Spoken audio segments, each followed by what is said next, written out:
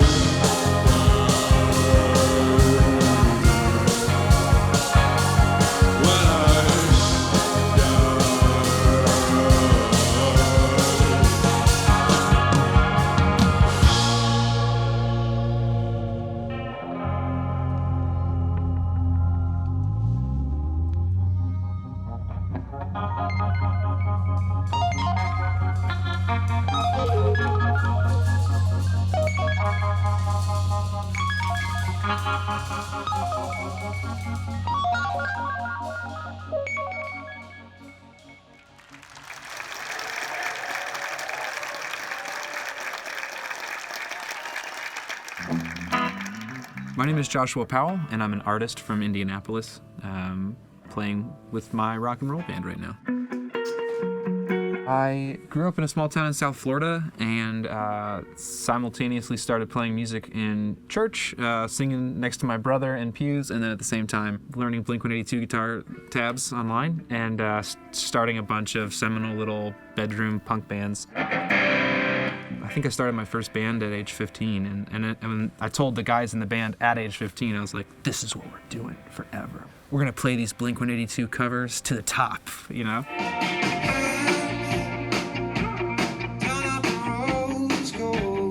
It's weird when people ask about singing. It's so natural to me. Like, I've never had a lesson, or it sounds like a brag. I've never been very intentional about singing. I just grew up singing. For guitar, it was actually in that first punk band that I started, but started playing bass because it was real easy. One of my dad's friend of a friend went to prison and had this bass. We were just sitting around the house, and I'd started playing the drums and taught my friend to play the drums.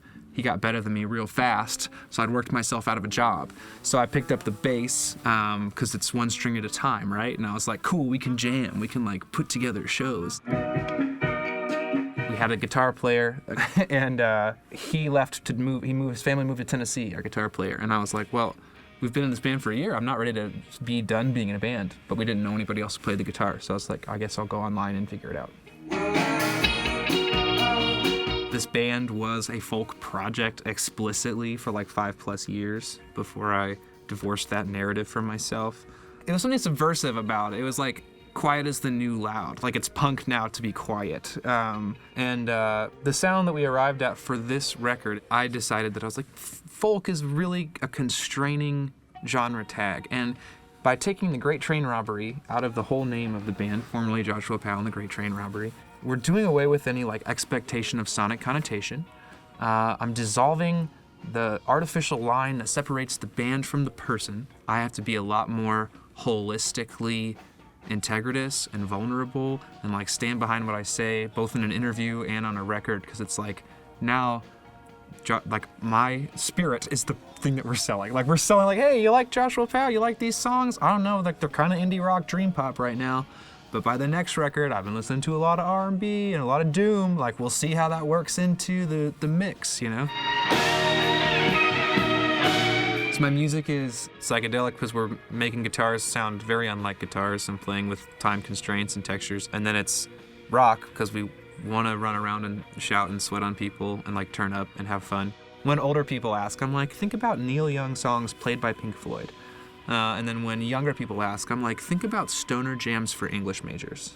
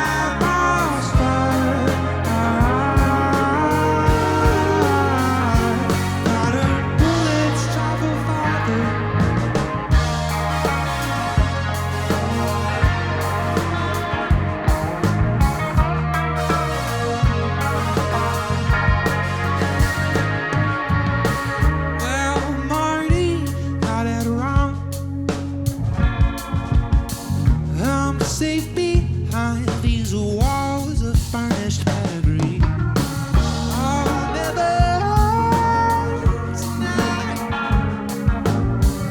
Already paid the price with the tax dollars in my pocket. Honey, there is nothing you can do to stop it.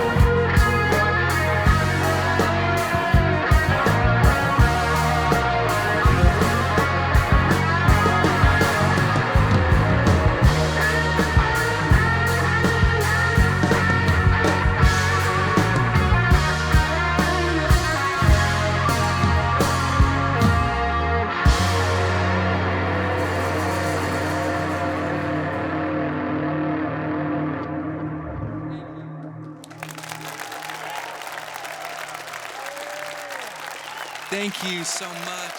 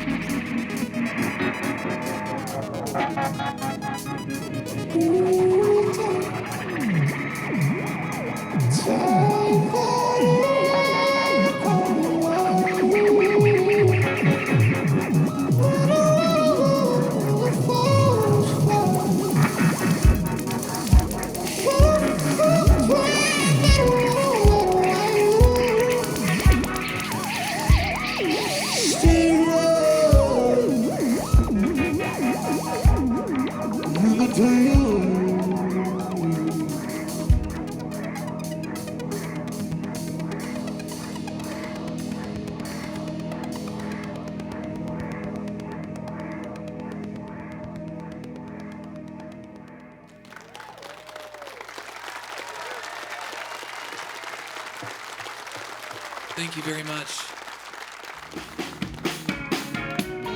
I have this philosophy that if there's music that I don't think I like, I'm probably wrong. Like it's probably not bad. I just haven't learned to listen to it on its own terms yet, or to find in it the things that other people find attractive about those genres. I've always been a pretty like sensitive boy, like poet, and I love that music has always given me this more commercial outlet to write about meaningful things and ornamental language.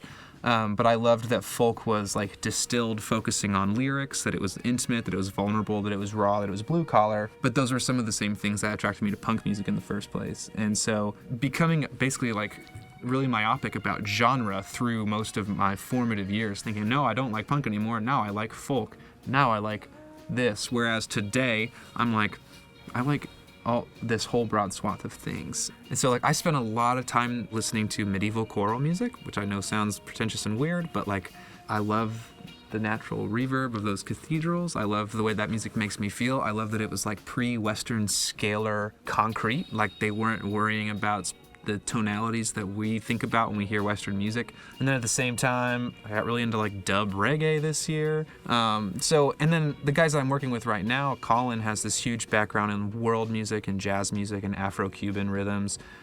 Josh is a really prolific jazz player. Adam comes from the world of AC/DC, Kiss type rock and roll. My parents listen to pretty good music. Like I grew up on the Beatles and James Taylor and Carole King and Earth, Wind and Fire. And my dad loved smooth jazz. We played classical in the house while I was listening to all that punk and hardcore and metal stuff. They've been really supportive.